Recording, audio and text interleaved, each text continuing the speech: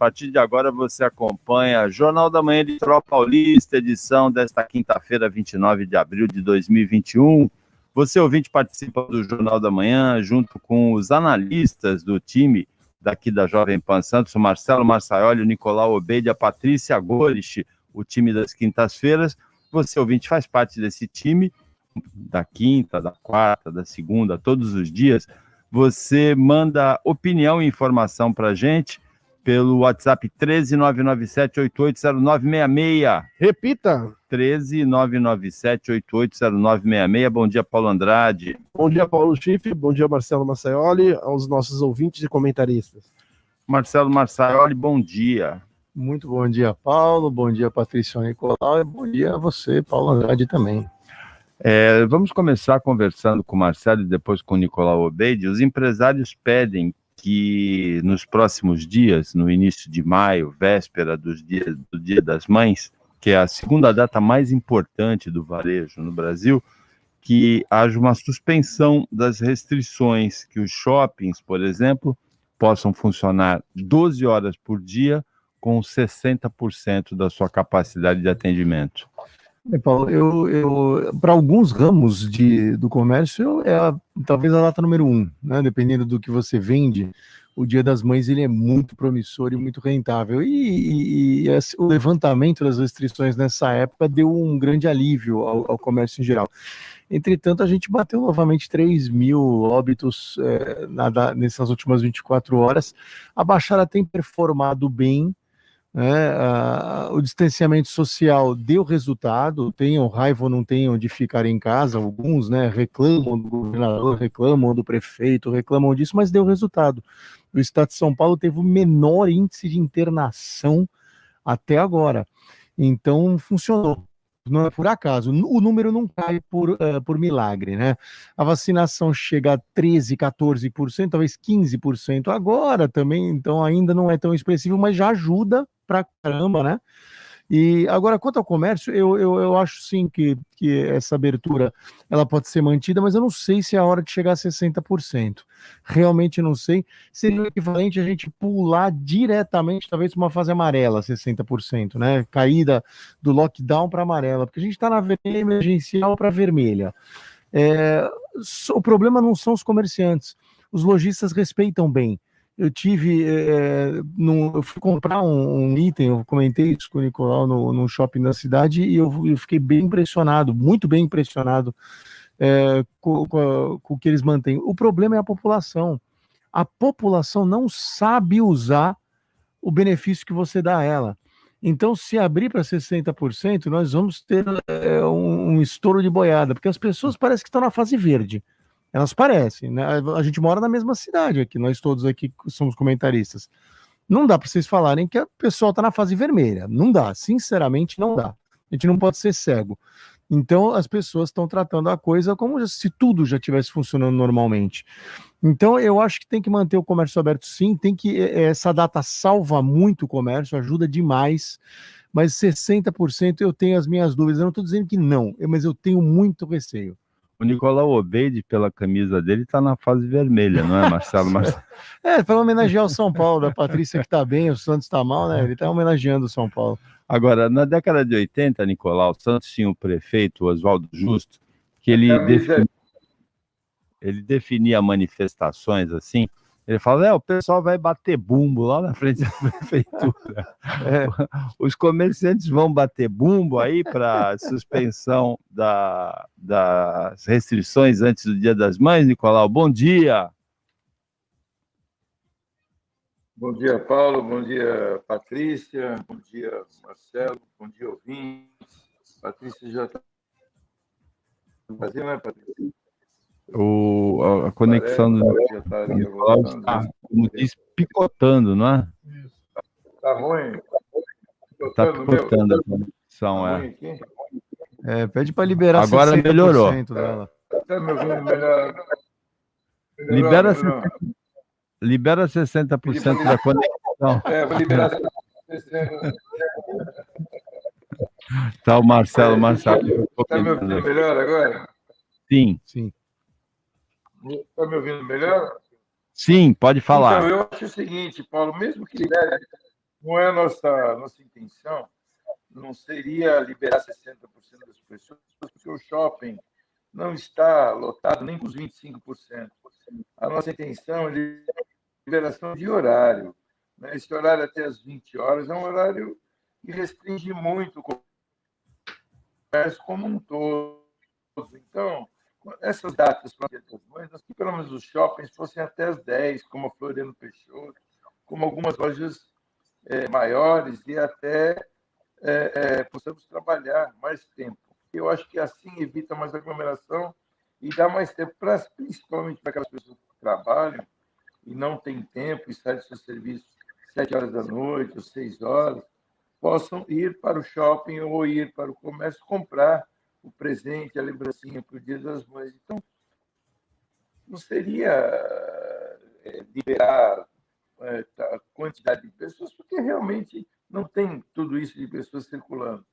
O que tem, e eu também não consigo entender essa restrição do governo do Estado em horário, porque depois das 20 tem mais vírus, como é que funciona? Então, se colocasse o shopping até as 22 horas, nós teríamos uma menor aglomeração. Eu acho que funcionaria assim. O shopping deveria funcionar até 24 horas, quem quisesse. Eu acho que pouco tempo você restringe e aglomera mais pessoas, se fosse o caso. E também, mesmo até as 20 horas, não aglomera. Aqui, até as 20 horas, a gente perde um nicho de clientes de trabalho que poderiam estar comprando. Esse é o nosso entendimento. Vamos tentar a conexão com a Patrícia e refazer a conexão com o Nicolau Obede, que hoje está um pouquinho prejudicada, abaixo de 60%. Vamos lá, Patrícia, bom dia. Bom dia. Eu espero que a minha conexão esteja boa, porque eu tive que entrar no meu celular para poder me conectar também. É só chegar no Brasil que a conexão piorou, viu, Paulo? Mas eu concordo com o Nicolau. Você conseguiu voltar para o Brasil? Consegui, em um voo no domingo. Foi um voo com muitas emoções, porque o avião... o avião derrapou na pista. Foi bem emocionante, assim. A gente ficou mais de 10 horas no aeroporto. Mas, enfim, eu acho que é importante a gente pensar nessa situação de aumentar realmente o horário, né? Expandir o horário, porque não faz sentido. Quanto mais você restringe, mais você aglomera. Isso é óbvio. Né? Então, não faz sentido o Estado proibir, por exemplo, a abertura de comércio até mais tarde. Mas eu também concordo com o Marcelo que as pessoas não estão respeitando o distanciamento. Né? Eu estou em quarentena, mas da janela da minha casa eu consigo ver o movimento do Shopping Praia Mar. Né? E eu vejo que está normal, que as pessoas estão andando na rua, que tem buzina de carro, ou seja, não está daquela forma logo do início da pandemia, né, quando efetivamente estávamos muito mais reclusos em casa. As pessoas estão saindo, Paulo. Então, enquanto as pessoas saírem sem usar máscara ou usando a máscara do nariz para baixo, né, de forma errada, a gente vai perpetuar nesse eterno lockdown e ninguém vai dar conta. É isso. Aqui na Baixada Santista, nas últimas 24 horas, foram registrados 338 casos novos confirmados e houve o registro também de 38 mortes. Em nível nacional, a gente vai chegando a 400 mil mortos, 398.343, com 3.019 nas últimas 24 horas. Agora, tanto a média semanal de casos quanto a média semanal de mortes estão em queda, Marcelo. 15% de queda da média de casos, indica estabilidade, mas com viés de queda, né? Chegou a 20%. E 19% na queda da média de mortes. Eu tenho a impressão que a gente está diminuindo o nosso ritmo de contágio. Especialmente dentro do Estado de São Paulo. O Estado de São Paulo tem feito muito bem a sua parte. O Estado de São Paulo, ele registrou como você disse, o menor índice de ocupação de UTIs Exatamente. nesta quarta-feira, ontem, desde o início de março. Baixou de 80%, 79,8%. Esse índice, antes da fase emergencial, que foi decretada, chegou a 92,3%. Em Santos, que é referência para a Baixada Santista, tem 420 leitos de UTI para Covid, também é a menor taxa de ocupação, inclusive menor que a do estado de São Paulo, 62%. E aí Santos teve lockdown. Isso casa com o cronograma. O cronograma previsto era esse, que 2 a 3 semanas após o lockdown, os números iriam bem para baixo. E está acontecendo. O lockdown terminou dia 4. A questão foi matemática e ela não tem grande surpresa. Então, o sacrifício valeu a pena. Eu falei isso com o Matheus Carvalho na semana passada, o Matheus é da CDL jovem, a gente comentava isso, o sacrifício tinha que valer alguma coisa, os comerciantes ficarem fechados, faturarem menos, a gente não sair, ficar nas nossas casas, tem que valer alguma coisa. Então tomara que a população veja o sacrifício. E eu estou de acordo com meus dois colegas de bancada quanto à extensão de horário, eu também acho que isso pode ajudar. Eu acho que as pessoas já estão abusando, então pelo menos o comércio controla bem, Paulo. Eu vejo que os lojistas, eles têm consciência e eles não estão a fim de ficar mais tempo trancados. Então, eles respeitam muito as normas. Eu tenho visto que quem está em cima está respeitando. Precisa a população se conscientizar. Os lojistas são fiscalizados, é mais fácil de controlar o acesso às lojas. O problema é os pancadões, são as festas clandestinas, né? A gente tem uma notícia aí de 3 casas noturnas. A Patrícia devia estar ainda devia estar na Argentina, mas ela deve ter acompanhado.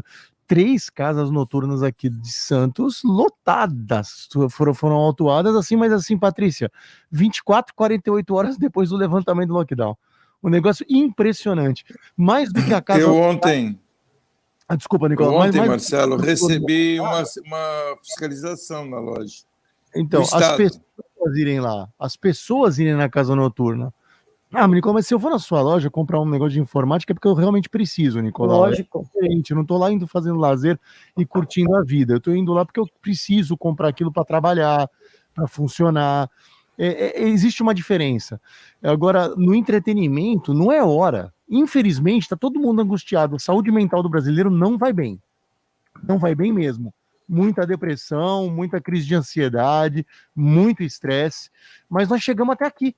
Então vamos um pouco mais, as coisas vão começar a melhorar, não é possível, né? A vacinação surte efeito. 15% é um bom número, são 15 pessoas no meio de 100. Agora, o que me impressiona demais é o número de pessoas que eu tenho conhecido, especialmente de terceira idade, que tem falando que não vão tomar vacina. Não quero tomar vacina. Lembrando que a Justiça do Trabalho tem se posicionado que o empregador, inclusive, pode advertir o seu empregado que se recusar a tomar vacina, tá? Só para lembrar isso. A gente vai comentar também nos 100 dias do governo de Joe Biden a resistência às vacinas nos Estados Unidos entre os jovens. A ouvinte Sueli Soares, ela mandou assim, a Sueli Soares mandou assim: Paulo e comentaristas, bom dia. Então, fase vermelha é piada, tudo normal, o povo finge que faz, a prefeitura finge que fiscaliza e vamos levando o trânsito, está realmente muito pior. Abraço, Sueli Soares. O Nicolau estava dizendo, vai completar agora, que a loja dele foi fiscalizada ontem pelo Estado, é isso, Nicolau? Isso, foi o pessoal da Vigilância Sanitária do Estado, estiveram na minha loja ontem, como estiveram em várias outras lojas ali na galeria, e verificando se tinha álcool gel, se estava todo mundo de máscara, se todos os procedimentos e plaquinhas, né, de aviso estavam fixadas. Então, isso a fiscalização normal do Estado dentro, e eles estavam até com PM, viu, segurança, porque eu não sei se tiveram algum outro tipo de problema, né, com algum outro local, né, porque talvez se eles encontrem alguma irregularidade, eles tenham que multar ou tenham que mandar regularizar ou fechar o estabelecimento, mas estavam até com polícia militar junto, e fizeram a fiscalização normal só para ver os procedimentos, estavam tudo ok, foram embora, anotaram, foram embora e entraram em outro estabelecimento. Eu achei até normal, um procedimento normal e correto. E de 0 a 10, que nota que a sua loja levou da fiscalização, Nicolau? Eu levei 10, né? Porque estava todo mundo de máscara, os clientes não entram sem máscara. Eu vou Ninguém falar, entra. viu, ô Paulo, eu vou falar o que eu falo para o meu filho quando ele tira a mais. Não fez nada além do que a sua obrigação. Mas é verdade. Mas Nicolau, é verdade. não fez É nada verdade. além do que a sua obrigação. Não, então, mas é verdade. O procedimento é obrigação e eu procuro sempre estar dentro desse procedimento, que eu acho que é o correto. Todo mundo de máscara, cliente. Às vezes eu tenho resistência de alguns clientes que estão com a máscara no queixo, a gente pede para colocar. Às vezes até eu mesmo esqueço, deixo abaixo do queixo. Ou às vezes você fala e a máscara, às vezes, se estiver meio afogada, ela cai. Mas a gente procura estar sempre vigiando e sempre tomando cuidado. E álcool eu uso muito, álcool eu ponho muito na mão. Viciei, né, em pôr álcool na mão. Mas minha mão já está alcoolizada. Depois eu vou ter que levá-la nos alcoólicos anônimos, depois da pandemia.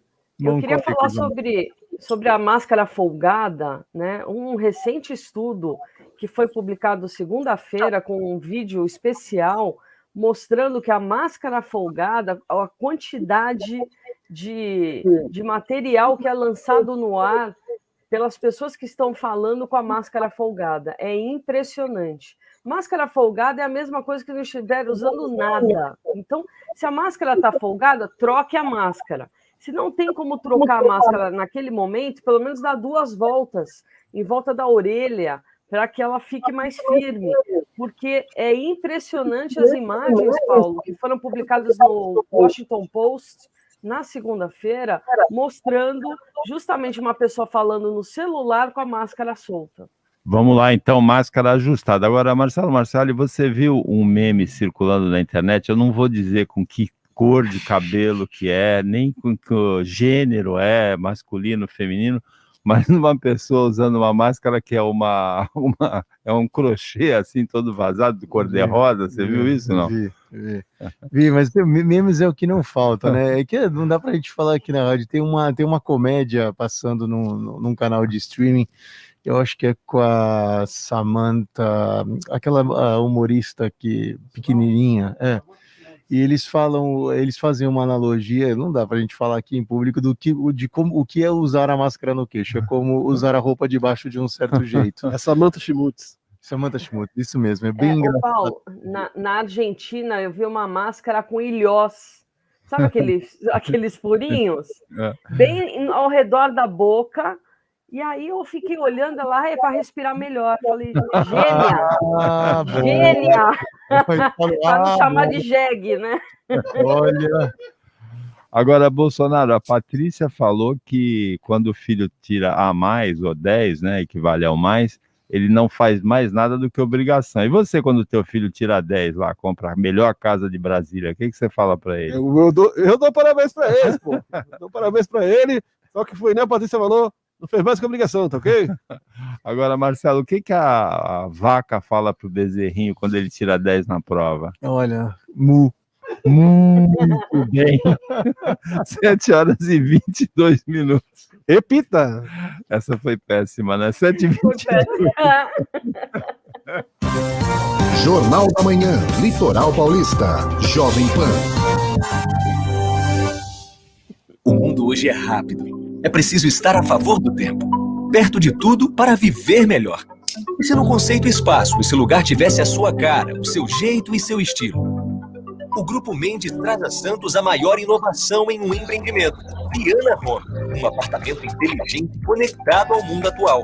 Vida digital ao lado da vida real, onde os espaços da vida urbana se encontram no mesmo lugar. Rua Lobo Viana, 19. Vendas 3513-3199. Jovem Pan!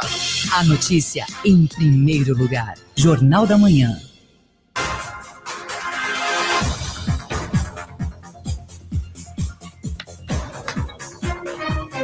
O ouvinte Mário Benetati, ele mandou uma participação assim: sobre o avanço dos casos de Covid-19, não acho que cobrar só dos governos e entidades, como vem sendo feito maciçamente, tenha resultado suficiente. Entendo que o grande sabotador do combate à Covid é o próprio cidadão brasileiro, que é um inveterado transgressor que não respeita qualquer orientação de conduta, de ordem e disciplina. Esse é, no meu entendimento, o maior vilão, o cidadão do contra, simplesmente pelo gosto insensato de ser transgressor. E tá coberto de razão. A gente abriu o programa falando disso. O Mário tá coberto de razão. Eu acho que a população reclama muito, gosta de mirar nas 3 esferas de governo aí, que cada uma tem a sua parcelinha de negligência e de incompetência também, né? Mas a população é a grande campeã. Aliás, a propagação do vírus ela não se dá no meio político, ela se dá na população toda, em toda a nação brasileira. Então ele tem razão, sim. Ele tem razão e a gente poderia fiscalizar uns aos outros. Seria muito melhor do que o governo. Você sabe qual é a impressão que eu tive com a abertura do todo mundo correndo para a rua? É que as pessoas não fazem isolamento porque elas têm medo da doença. Elas não têm medo. Elas veem todo mundo morrendo, mas elas não estão amedrontadas, porque elas só ficam em casa, então, porque mandam. Porque elas só ficaram por conta do lockdown. Abriu as portas, foi todo mundo para a rua. Abriu as portas, eu não preciso ir para a rua. Eu preciso ir para a rua para fazer o necessário, mas parece o desespero. Eu tenho que fazer alguma coisa, eu preciso encher tudo que é lugar. Então, assim, isso me impressiona bastante. Eu achei que as pessoas tinham algum temor, tinham alguma preocupação. Olha, eu não posso pegar a doença porque não vai ter vaga nos hospitais suficientes para me atender. Que é o que eu penso, né? Eu tomo muito cuidado por causa disso. Eu continuo trabalhando a 1/3 ainda no escritório. A gente pode atender muito pouca gente, só se for o caso emergencial. Foram as regras que foram impostas, né, Patrícia? Para os escritórios a gente obedece. E obedece por quê? Para evitar contaminação. Não é porque me mandam. Agora, a maioria da população, eu acho que o Mário tem razão, só faz na marra. Falta um pouquinho de consciência para uma boa parte da população e uma parte grande da população também a gente vê que tem consciência. Lógico que as restrições atingem muito duramente quem depende de estar na rua para trabalhar e levar comida para dentro de casa, como é o caso, por exemplo, dos vendedores ambulantes, que foram também muito atingidos, como setores também de turismo, setores de eventos. Agora, Patrícia, o ministro Marco Aurélio Mello, que está em véspera de aposentadoria no Supremo Tribunal Federal, ele concedeu uma liminar num pedido do governo do Maranhão, determinando que o governo federal, o governo Bolsonaro, realize o censo que foi cancelado. Ele se baseia no artigo 21 da Constituição, inciso 15, que diz que é obrigação da União manter os serviços oficiais de estatística e geografia. O corte do censo no orçamento de 2021 foi o corte quase absoluto. A verba era de 2 bilhões de reais e foi reduzida para 71 milhões de reais, menos de 3,5%, se reduziu a 3,5%. Então não tem, pelo orçamento, não tem nenhuma condição de fazer o censo. Mas o ministro lá determinou que seja feito o censo. Como é que você viu essa decisão, hein, Patrícia? Uma decisão acertada, Paulo. O censo ele é essencial justamente para que o governo consiga distribuir as políticas públicas, né? A gente só sabe da existência de um povo através da pesquisa, através do censo. Não é só o Brasil que faz isso, é o mundo inteiro que faz isso.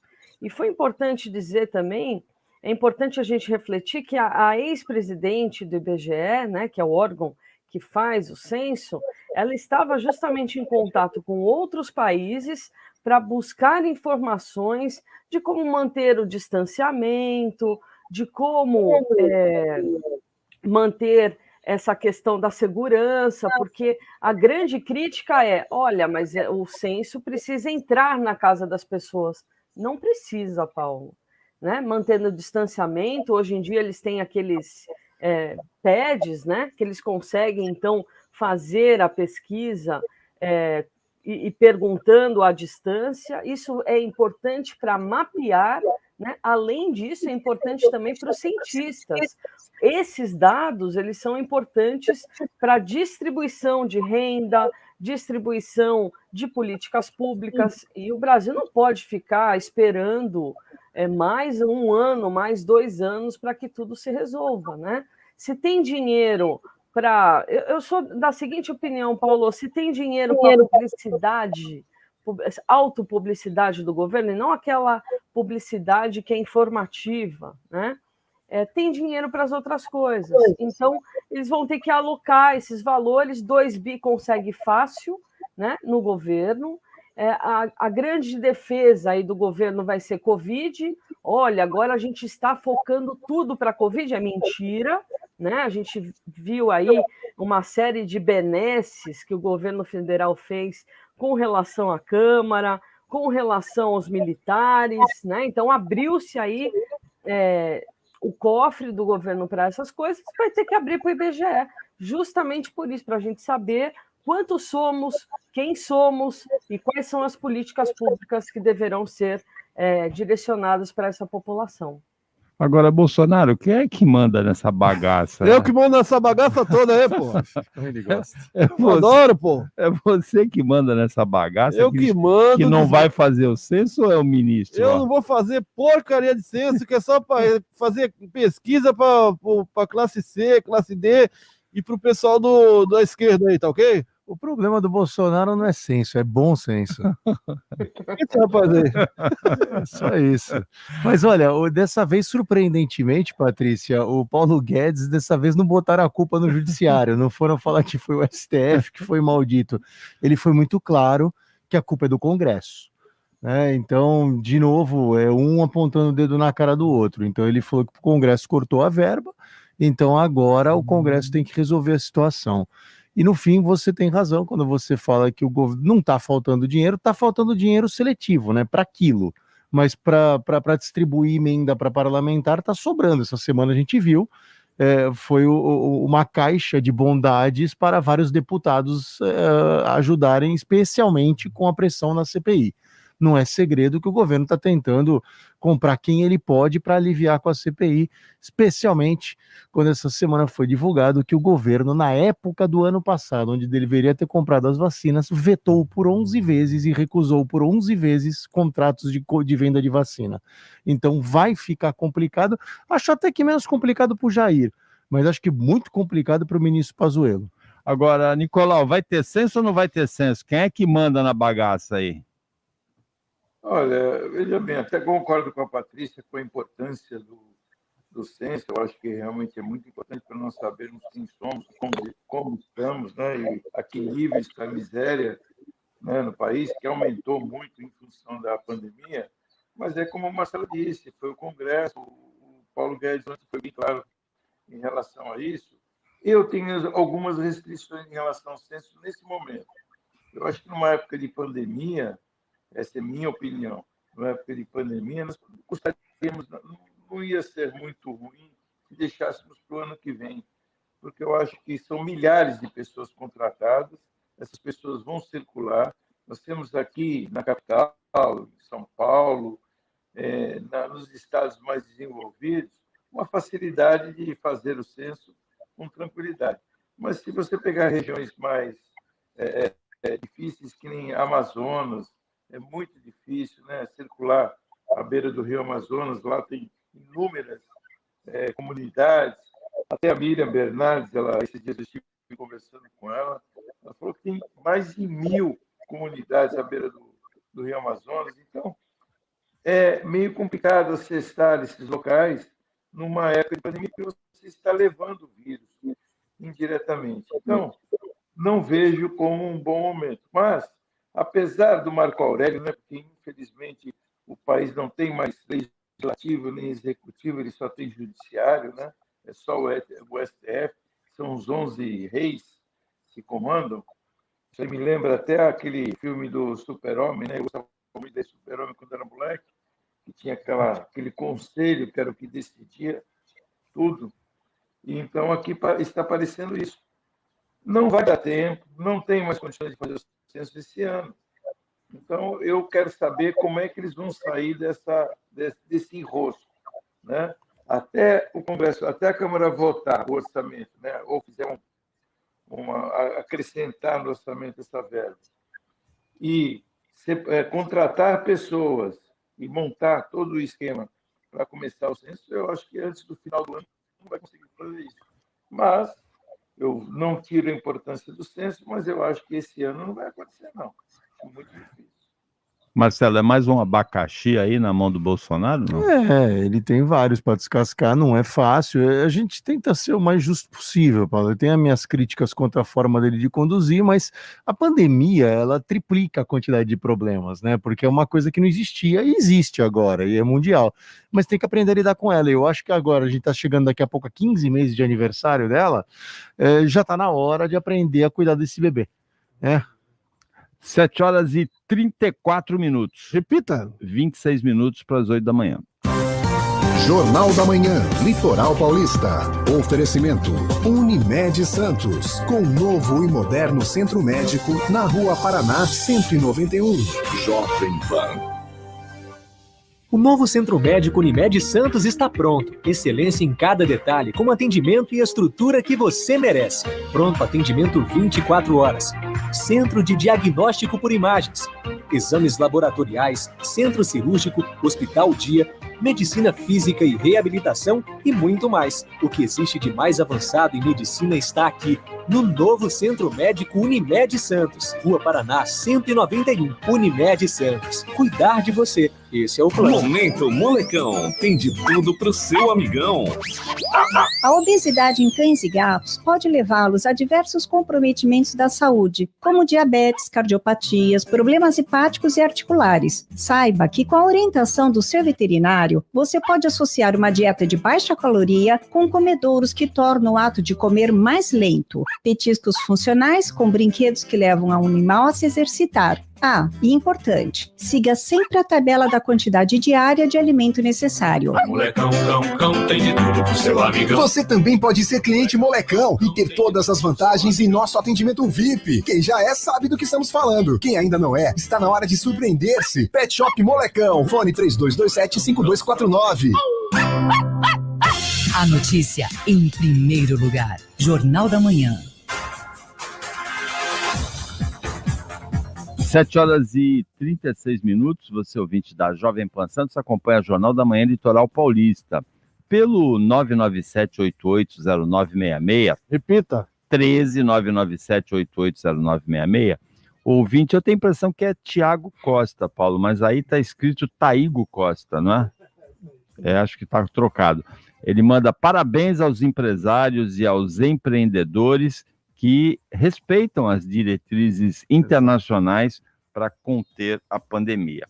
Tem muita gente que trabalha realmente sério aqui no Brasil para conter a pandemia, inclusive com risco de vida, como é o caso principalmente dos profissionais de saúde que atuam na linha de frente, mas também os professores, também os policiais, também os motoristas de aplicativos, motoristas do transporte público, também os entregadores. O setor que mais cresceu durante a pandemia é o setor dos entregadores, não é, Marcelo? Sim. Assim, é por isso que o iFood e as empresas o Rappi e tudo, eles cresceram demais também nessa época. Exatamente, é o setor que mais cresceu. Paulo, agora, tem uma mensagem aí, você pode ler. O documento ele tem metadados, né? Uma fotografia também tem metadados. São dados que não aparecem, mas que quando consultados, eles revelam a origem, né, do documento, do vídeo, da foto. E os metadados dos arquivos digitais que foram com requerimentos protocolados por senadores governistas, aliados do governo, na CPI da pandemia, pelo menos 11 requerimentos mostram, o jornal O Globo mostrou, que têm origem na Secretaria de Assuntos Parlamentares da Secretaria do Governo, principalmente da assessora especial Thaís Moura. Você vê alguma irregularidade nisso, Marcelo? Ou é perfeitamente normal? O governo tem uma Secretaria de Assuntos Parlamentares que pode ajudar os senadores que pedem ajuda lá, né? Os senadores aliados do governo. Eu acho que cada senador tem o seu gabinete, mas eu não vejo ilegalidade nisso. Também entendeu? não. Se a gente for pro lado de moralidade, também não sei, viu, Paulo? Eu acho que assim, eu acho que como qualquer pessoa num cargo em Brasília, ela tem obrigação de zelar para que a máquina pública tenha o seu melhor, sempre. Então, se ela tiver documentação que contribua, seja ela boa ou ruim para o governo, pouco interessa, ela tem que utilizar, ela tem que apresentar. Mas eu acho que nesse meio agora, quem vai se divertir, entre aspas, é a população. Por quê? Porque agora começam os ataques. É o circo, né? Você tem a maioria antigovernista e a relatoria do Renan Calheiros. A gente precisa sempre lembrar que Renan Calheiros não é o paladino da retidão e da justiça, né? A gente sempre precisa lembrar disso, não pode esquecer. Entretanto, o governo está experimentando do próprio veneno, porque ele nutriu o Centrão, ele nutriu também políticos corruptos, o próprio Lira, que foi o candidato do governo, ele é ficha suja, ele não é ficha limpa. Então, ao governo a gente diz, sejam bem-vindos ao seu próprio jogo. Então, não é chumbo trocado. Entretanto, agora os governistas vão jogar taxinhas no ventilador, para não usarmos o termo certo, para que acertem todo mundo, porque é a tática do desvio de atenção. Olha, para que seja mitigada o foco de luz sobre nós, a gente ataca os outros. Lembra do partido que fazia isso, que tem a cor vermelha e uma estrela que a gente acusava? Lembra disso? Agora usa-se a mesma estratégia. Então a população vai se divertir, porque ela vai assistir chumbo trocado de tudo que é lado. Eu sempre digo que quando eu assistia o pleno do Supremo, né, quando eu via os 11 ministros, eu imaginava que eles estavam um pouquinho mais altos na cadeira, porque todos estavam sentados em processos contra o Renan Calheiros, né? Tem 17 processos do Supremo contra o Renan Calheiros. Então a figura do Renan Calheiros é péssima, né? Uma figura toda manchada, com a biografia toda manchada. Mas você falou uma coisa que eu não tinha pensado. Não tem sentido quem apoiou o Arthur Lira, que tem uma biografia tão horrorosa quanto a do Renan Calheiros, para presidente da Câmara, reclamar agora, Nicolau, que o Renan Calheiros é relator da CPI, fica meio incoerente, né? Eu não tinha pensado nisso que o Marcelo falou. José Carlos Aleluia. Porque, na verdade, quem que quer ter o inimigo, né, como relator? Ninguém quer. Então, isso é óbvio, isso aí é tentar tirar quem vai estar. Nós sabemos que já está, que é tendencioso, né? É uma pessoa que vai tentar, de todas as formas, causar polêmicas e tentar revelar situações, talvez mentirosas ou talvez verdadeiras, contra o governo. A CPI ela não tem poder de julgamento nenhum, né? Ela simplesmente relata fatos, né? E o que está aparecendo, o que a mídia vem trazendo aí para a população, é que parece que a CPI vai decidir alguma coisa. Ela não decide nada, absolutamente nada. Os senadores eles simplesmente vão fazer averiguações e vão tentar determinar quem fez isso ou quem fez aquilo. Aí sim, se for para a Câmara, aí sim a Câmara tem poder de decisão, que pode julgar um processo de impeachment, abrir até um processo de impeachment contra o presidente, ou contra qualquer ministro, ou mandar para o STF para tentar virar réu algum ministro, se for algum crime, né? Mas CPI não tem poder de julgamento, eles não podem julgar nada. Óbvio que essa CPI ela é política. Eles querem, durante 90 dias, desgastar o presidente da República para que a imagem dele, a popularidade dele, vá caindo para poder beneficiar outros. Essa é a função do Renan Calheiros e é esse o intuito. Por isso que eles não querem ir lá, porque sabem que esse é o intuito dele e é isso que ele vai fazer. Patrícia, realmente o que me pareceu assim sobre a origem desses documentos apresentados pelos senadores ser da Secretaria de Governo, ser da Secretaria de Assuntos Parlamentares, é a preocupação do governo com a CPI. Ela está traduzida nisso, como está traduzida naquele questionário aos ministérios, com as 23 possíveis acusações, como está traduzida também na tentativa de tirar o Renan Calheiros, que é uma figura assim muito ruim assim da política brasileira, da relatoria da CPI. Então, o que denota, o que fica claro é a preocupação do governo com a CPI. Mas o Nicolau tem razão, a CPI ela não pune, ela não tem poder nenhum de fazer isso. Ela tira um véu que está sobre um assunto, para que o Ministério Público para que a justiça tome as providências necessárias em relação a esse assunto. Não é isso, Patrícia? Então, Paulo, primeiro o véu foi tirado, né? A própria funcionária do governo elaborando solicitações, né? Que é isso que mostra, que os metadados desses documentos foram todos assinados por uma única pessoa, que é funcionária do governo, né? Então, esse primeiro véu já tirou. Que eu acho, eu não sei se é ilegal, mas é, no mínimo, imoral. O senador se faz passar por alguém que está pedindo a convocação de uma pessoa e, na verdade, quem está pedindo é o próprio governo, né? Através dessa funcionária. Então, tem alguma coisa já esquisita aí, Paulo, né? Agora, concordo, Renan Calheiros é uma devassa, né? Um absurdo ele estar tentando ser o relator, ele não foi, né? Mas acaba articulando, a gente viu, né, que houve uma articulação, ele continua ali, pelo menos, entre as pessoas que irão fazer e ajudar a fazer esse relatório.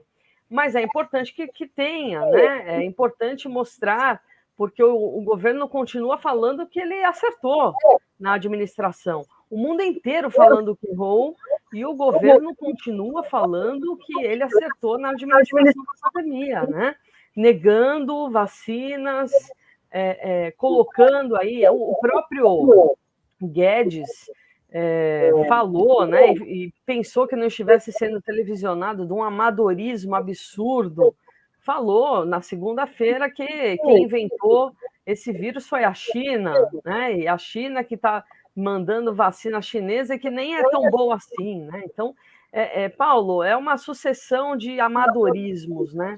Só tem gente sem noção nesse governo, é impressionante. Ele pensou os piores ali para justamente fazer essa administração num momento tão difícil do mundo, né? Que é justamente a pandemia. Então, eu espero realmente que a verdade seja aclarada. A gente já sabe, mas é importante que seja aclarada para o resto da população que ainda acha que o governo acertou na administração da pandemia. 7h46, eu tenho a impressão que o significado da crítica do governador de São Paulo, João Dória, ao ministro Paulo Guedes, por esse vazamento, aí quando o Paulo Guedes disse, e o embaixador da China, pelo jeito, estava assistindo a essa reunião, né, quando ele falou isso, que o vírus foi criado na China. Eu tenho a impressão que o... Mas é verdade, né? Mentira. Não, ele veio da China, Nicolau, ele foi criado, quer dizer outra coisa. Veio... tá. Mas, veja bem, essas bobagens que o cara fala, ele falou, ele não sabia que estava aberto o microfone, que estava sendo gravado. E ele é o ministro da Economia. Ele é ministro. Ele não pode falar bobagem. Ele não está no bar. Ele não fala em público. Ele não está no bar. É igual o presidente. O presidente acha que está no bar 24 horas por dia. Ele tem que ter postura de presidente. Agora, Guedes tem que ter postura de ministro. É questão de postura. Nós vamos para o intervalo. Ele não falou ao público, né? Ele não falou em público. Acabou falando em público, sem saber que estava falando em público. Ele falou que o vírus foi criado na China, né? O governador João Dória, o sentido do que ele falou, assim, se não vai ajudar, pelo menos não atrapalha. Foi uma coisa assim, né? Quando, em relação a essa frase aí, que o embaixador da China reclamou disso, né? 7h47. Repita. 13 minutos para as 8 da manhã. Jornal da Manhã, Litoral Paulista. Oferecimento Unimed Santos, com novo e moderno centro médico na Rua Paraná 191. Jovem Pan.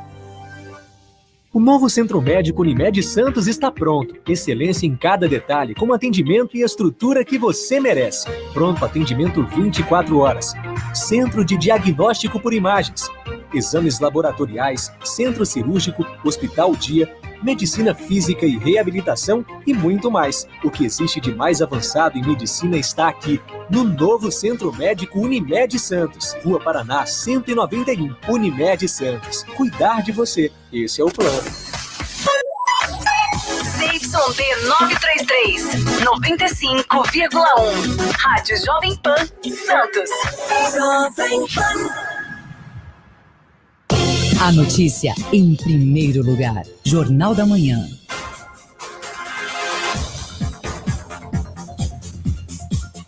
7h49, quinta-feira não é o dia do quadro de toxicologia do Jornal da Manhã Litoral Paulista, apresentado sempre pela farmacêutica Paula Carpes. Ele é nas quartas-feiras, mas excepcionalmente nessa semana vai ser apresentado na quinta-feira, e ela fala sobre testes de um novo medicamento contra a Covid. Bom dia, Paula.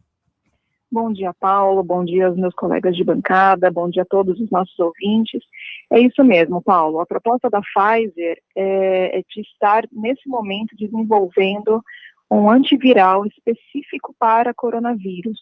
Foi aquilo que nós comentávamos, né, nas semanas anteriores, que como o reposicionamento de fármacos não teve sucesso, então a corrida agora é para o desenvolvimento do zero de um medicamento, quer seja ele um antiviral, né, que é específico para vírus, e nesse caso da Pfizer específico para coronavírus, ou então um medicamento biológico. São as duas apostas do momento, mas de qualquer forma são medicamentos que estão sendo desenvolvidos do zero. E aí, tanto que ele não tem nenhum nome ainda, ele é uma série de números, que é o PF 07321-332. Esse é o nome aí do medicamento, que obviamente não será até o final. Então, ele inicia agora a fase 1, que é aquela fase clínica, né, que vai ser conduzida em humanos. Não tem ainda muitas informações a respeito disso, apenas de que vai ser em humanos saudáveis. E existem duas propostas, Paulo. Um medicamento vioral, que é esse que está mais avançado, e que aí vai ser testado em humanos saudáveis, e que poderá ser administrado logo no início, primeiro sintoma de infecção. E uma outra proposta que está um pouco mais atrasada, está em fase pré-clínica ainda, que é um injetável, né, que seria para casos de pacientes hospitalizados.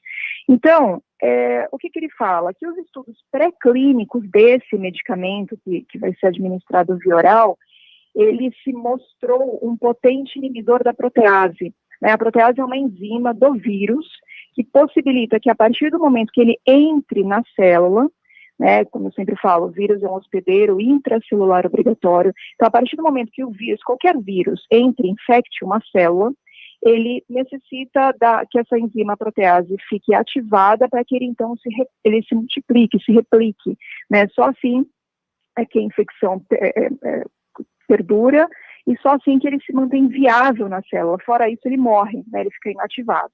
Então, sendo esse antiviral um inibidor da protease, vai fazer o quê? Que o vírus até entre no organismo humano, no entanto, ele não terá condições de se multiplicar, e a infecção não progride, né?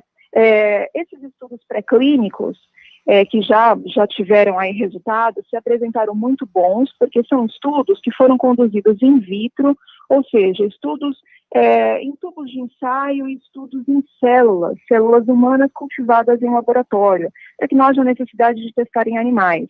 Então, são vários tipos de testes, mas principalmente verificação de dose efetiva, ou seja, qual é a dose efetiva que será administrada, comercializada para evitar a replicação do coronavírus. Testes toxicológicos, uma bateria de testes toxicológicos, os resultados foram adequados, tanto que foi aprovado para a fase clínica, que é a fase 1, que está agora dando andamento, acabou de iniciar. E é isso, Paulo, vamos aguardar, né? Vou ficar aqui acompanhando, assim que já tiver um próximo resultado desses estudos aí da fase 1, eu trago aqui novamente. Eu tenho uma listinha aqui, né, de alguns novos medicamentos, e vamos acompanhando e vamos ver. A proposta é que a Pfizer, se os estudos, né, saírem dentro do esperado, que até o final do ano, é claro que até o final do ano está longe ainda, mas estamos desde o ano passado nisso, né, então que até o final do ano esse medicamento esteja aí disponível para comercialização. 7h53, esse foi o quadro de toxicologia apresentado todas as semanas aqui no Jornal da Manhã pela farmacêutica Paula Carpes. Paulo, obrigado pela análise aí, pela novidade da Pfizer, e uma ótima quinta-feira para você. Para você também, para todos, até semana que vem. O ouvinte Flávio Ponciano, que é capitão da Polícia Militar, ele diz assim: concordo plenamente com o Nicolau, o vírus foi feito na China. talvez o ministro não devesse ter dito a verdade, pois o mundo está rendido à China pelo seu poder econômico. Isso aí é uma hipótese, não é um fato comprovado, né? Apesar de todas as tentativas, principalmente do presidente dos Estados Unidos. O Trump falou isso, né? O Trump também falou. O vírus foi criado na China, foi desenvolvido. O vírus surgiu na China, o que é uma coisa muito diferente. O Trump não falou isso, Paulo? Do Brasil, sendo gravado ou não, ele não pode falar uma coisa que ele não pode provar, né? Uma acusação gravíssima que ele não pode provar de que o vírus foi criado na China. Agora, ontem, completou-se 100 dias do governo Joe Biden. Como é que você viu esses 100 dias e a retrospectiva, principalmente no discurso que ele mesmo fez, né? Olha, Paulo, eu vi com muita inveja branca, como a gente fala, né? Porque a gente vê a postura de um estadista de verdade. Enquanto uns chamam de idiotas jornalistas e falam como se estivessem numa mesa de botequim, outros fazem um discurso sério. Foi um discurso muito progressista, foi um discurso muito aberto, e ele deu nome aos bois, ele identificou tudo. Então, quando ele falou do racismo sistêmico nos Estados Unidos, ele fala do caso George Floyd. Ele vai dar os nomes. Quando ele fala, o Obama, quando foi falar de igualdade de gênero, ele falou, ame quem você ame. Ele falou do LGBT. Ele foi ontem assim, ele falou do grupo, ele não ficou economizando, usando metáforas para as pessoas subentenderem. Então foi um discurso muito claro.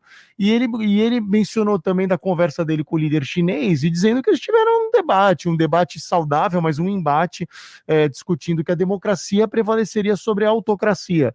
O líder chinês falou que a democracia não funciona porque muita gente tem que tomar decisão. Você tem que ouvir gente demais antes de tomar uma decisão. Principalmente na China. Principalmente na China. E ele falou, e o líder chinês falou que o futuro da humanidade é a autocracia e que ele trabalha para que a China seja o maior expoente mundial. E ele falou de maneira muito ufanista, claro, como todo americano é, que os Estados Unidos mostrarão que a democracia há de prevalecer e há de continuar na liderança mundial. Então foi um discurso muito bom. E quando foi um discurso mais à esquerda, se a gente ainda pode usar esses termos tão antiquados, mas a esquerda vista nos Estados Unidos não é o que a gente pinta aqui. Aqui o pessoal, de maneira muito ignorante, fala que a esquerda é o comunista, a esquerda é o vermelho, a esquerda é Cuba e China e Coreia do Norte. E não é bem isso. Nos Estados Unidos, o conceito de esquerda é outro, é um conceito muito mais liberalista, de igualdade. É porque a nossa esquerda não tem nos Estados Unidos, né? E ele falou também de um negócio muito importante, que é o desarmamento, porque o armamento interno americano tem sido um problema, a criação de milícias desde que o Donald Trump saiu do governo, a gente viu pela invasão do Congresso, do Capitólio. Então ele também falou disso. E aí não dá, parece que a gente pega no pé, mas a gente tem que fazer o comparativo.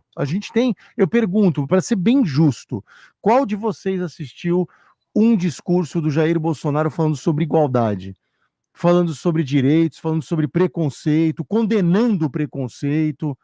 Por que ele não consegue fazer isso? E é uma coisa que eu me pergunto, por que ele não pode fazer também um discurso... Porque cada um dá o que tem. É isso. Agora, Nicolau, os primeiros 100 dias do Joe Biden, eu vou fazer duas observações que o Marcelo não fez. Primeiro, ele tem um grande sucesso na vacinação. O número de mortes diárias nos Estados Unidos caiu abaixo de 1.000, né? Está na casa de 900, o número de casos também. Agora, ele deve, em boa parte, esse sucesso na vacinação ao presidente anterior, Donald Trump, que se comprometeu com a vacina, que investiu na vacina. Ele tem os pacotes de ajuda trilionários também e tem a recuperação das pautas ambientais. Como é que você viu os discursos de 100 dias do Biden, Nicolau Obeid?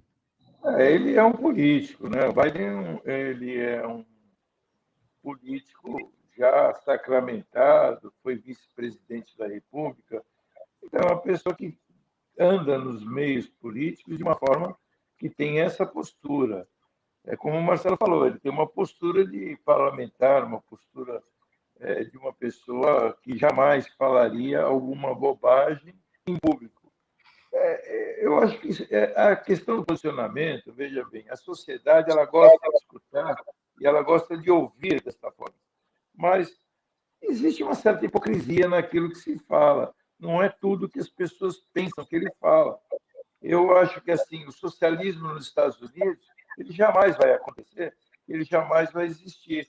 Porque o americano ele é muito restrito para os seus direitos, ele gosta dos seus direitos.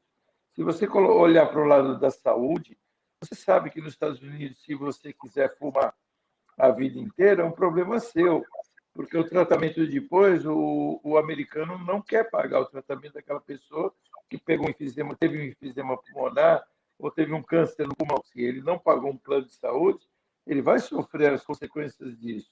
Aqui no Brasil, nós vivemos num socialismo velado. A gente fala que nós temos uma democracia aqui não temos. Quanto ao armamento, que nem o Marcelo falou, é óbvio que os índices de problemas com armas nos Estados Unidos é muito menor, né? De bandidagem, de bandidos com armas raspadas. Por quê? Porque a justiça lá funciona. Se aqui nós não podemos nos armar, cidadão de bem não pode se armar, mas o bandido pode, é uma incoerência.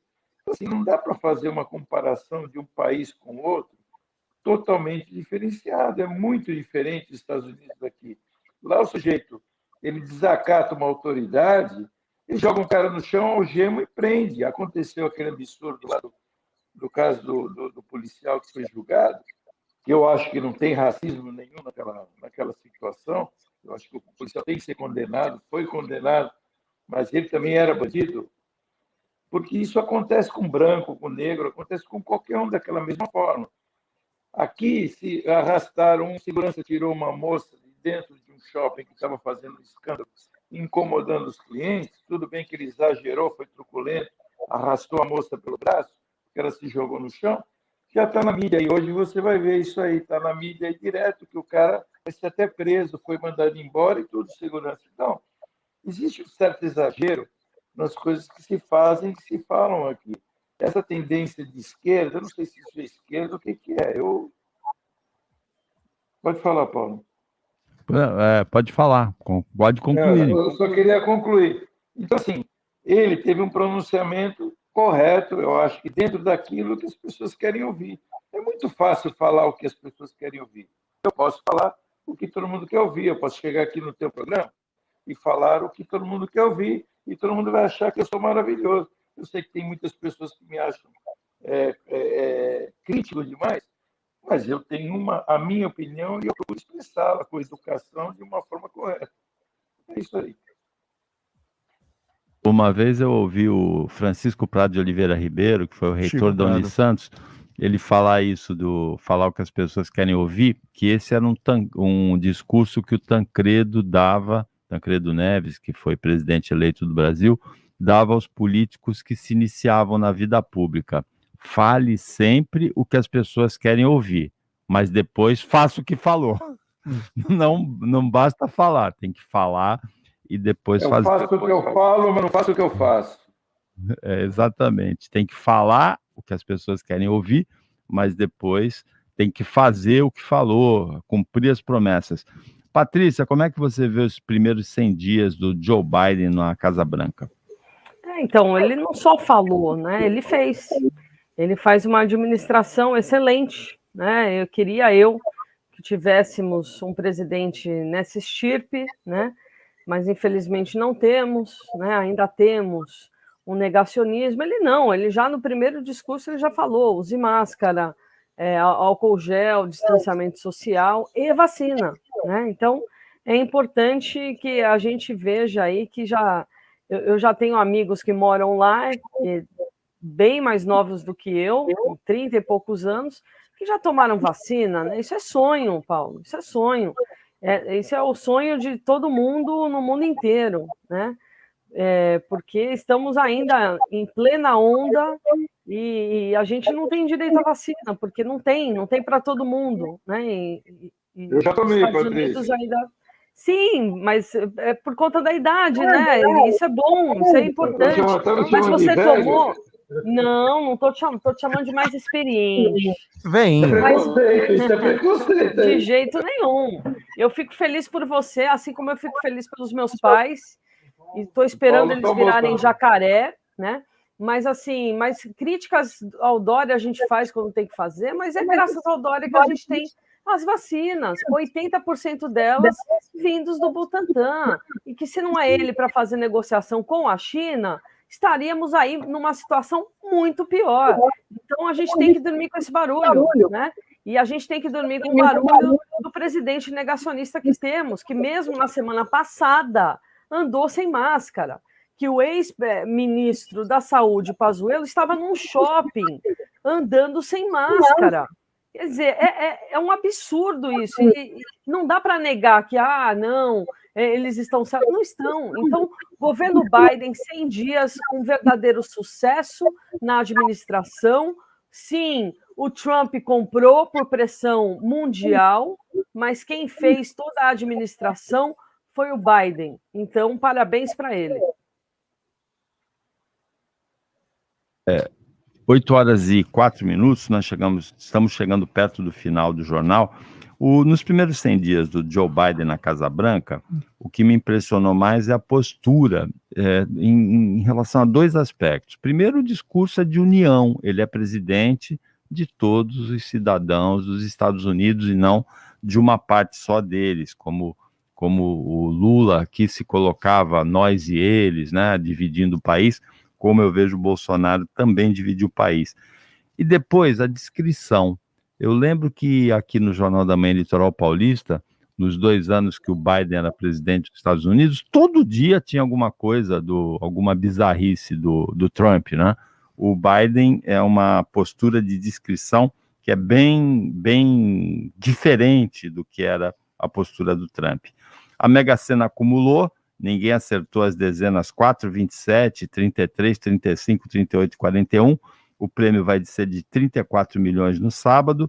O Fluminense ganhou pela Libertadores ontem do Santa Fé 2-1. Se o São Paulo ganhar hoje, todos os brasileiros vão ter ganhado nessa rodada, menos o Santos, que tem o pior começo de ano do século XXI, né? Exatamente. Nos 15 primeiros jogos. E o Neymar perdeu ontem, o Paris Saint-Germain perdeu de 2-1 do City pela semifinal da Copa dos Campeões, da Champions League, perdeu em casa. Uma força-tarefa em Praia Grande fiscalizou 6 ferros velhos, aconteceu em Mongaguá, em Santos, agora em Praia Grande. É uma coisa que a gente sempre pediu aqui, né? Porque tem muito roubo de metal, porque tem a receptação. Então, parabéns para a Praia Grande, que está fiscalizando também os ferros velhos. Os que trabalham direito merecem continuar. Quem trabalha com receptação de material roubado não merece. Você me chamava a atenção para a participação de um... Não, tem um ouvinte que não gostou quando eu usei o termo inveja branca. Eu não sei por que ele não gostou, se ele entendeu que é alguma coisa racista. Não é. Branco é a cor da paz. É por isso, porque não é uma inveja ruim. Não tem nada, absolutamente nada a ver com cor. Não confunda e não empreste um caráter que não existiu na minha manifestação. Procure, inclusive, existem algumas manifestações, é a mesma coisa que você querer... Não sei, eu não entendi qual foi o comentário. Ele falou que o meu comentário foi infeliz porque eu disse isso, mas eu tomei o cuidado de procurar no Google por que usa-se essa alusão, e é porque branco é a cor da paz. É porque a gente fala... Seria a mesma coisa que a gente não poder mais falar que branco é a cor da paz, então, porque é racista. A gente fala verde de raiva, né? Não, e outra, o verde também é a cor do meio ambiente. Porque as folhas são verdes, então nós vamos começar a mudar tudo. E aí sim é racista, você começar a achar coisa onde não tem. Não tem. Eu como professora eu peguei de no pé da humanos... Patrícia, ela falou que eu sou velho. Ela me chamou de velho. Isso é preconceito. Não, eu vou falar uma coisa. Eu, como professora de direitos humanos, eu posso falar, o seu termo não é racista, quer dizer exatamente isso, Obrigado. da paz. Exatamente. Agora, em relação à questão do velho, vocês podem perceber que eu falo, hoje, por exemplo, está acontecendo a vacinação de moradores de 63 anos. Pronto. Não autodefesa de causa. Não idosos de 63 anos, e eu falo assim porque eles são mais novos do que eu. 8h08, chegamos ao final, com muito atraso do Jornal da Manhã Litoral Paulista desta quinta-feira, agradecendo a participação do Marcelo Marçaoli, do Nicolau Obeide, da Patrícia Gores, a participação do Paulo Bolsonaro Andrade, da Paula Carpes, que fez o quadro de toxicologia, e agradecendo principalmente a você, ouvinte, pelo prestígio, pela companhia, pela participação, pela audiência. Para você, ouvinte, até amanhã, nesse mesmo horário das 7 da manhã, e uma ótima quinta-feira para você que você merece. Você ouviu o Jornal da Manhã Litoral Paulista. Oferecimento Unimed Santos, com novo e moderno centro médico na Rua Paraná 191. Jovem Pan. Direto da redação Jovem Pan. As notícias do Brasil e do mundo.